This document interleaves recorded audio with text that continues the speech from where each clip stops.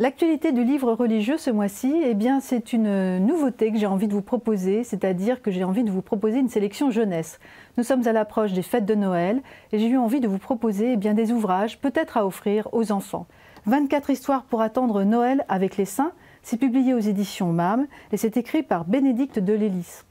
24 histoires, vous allez suivre 24 fois un saint qui nous invite à découvrir une grâce, jour après jour, une grâce pour attendre la joie de Noël. C'est un très bel album illustré à partir de 5 ans. À présent, il s'agit de Paul Beaupère, un très bel auteur des éditions MAM également, qui revient ici avec une toute nouvelle série. Vous connaissez certainement Paul Beaupère à travers une série d'aventures, la famille Saint-Arthur.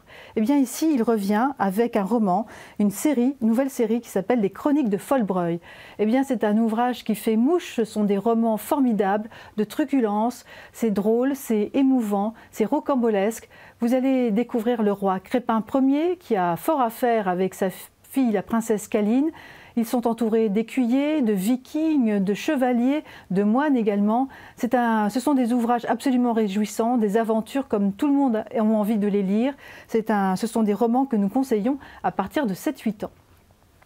Tanaël, à présent, c'est un très beau roman spirituel, et là j'insiste sur le terme spirituel, vraiment c'est le terme et l'adjectif qu'on peut donc accoler à ce roman, très beau roman écrit par Mathieu Daucher, qui est prêtre à Manille et qui s'occupe d'enfants déshérités.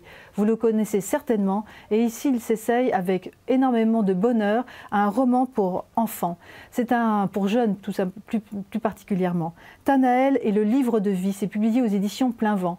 Tanaël, eh bien, c'est un étrange garçon qui vit à Manille et qui fait la rencontre d'Anjo. Tanaël se balade toujours avec sa Bible et il va guider Anjo dans des dédales à Manille, dans des problèmes insolubles, pense-t-il. C'est un roman très fin qui nous fait prendre conscience de la présence de Dieu au cœur du mal, et c'est un ouvrage absolument remarquable.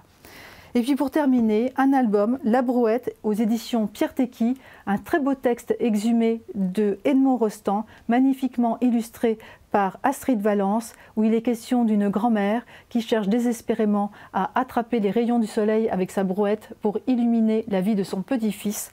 Et puis enfin, une très belle bande dessinée qui est donc consacrée à Ignace de Loyola, c'est publié aux éditions Fidélité. Les deux auteurs, Quentin Denoyel et Étienne Deforge, eh bien, réunissent tous les deux leurs talents pour évoquer 4 moments clés de la vie d'Ignace, 4 moments clés pour une destinée spirituelle hors norme.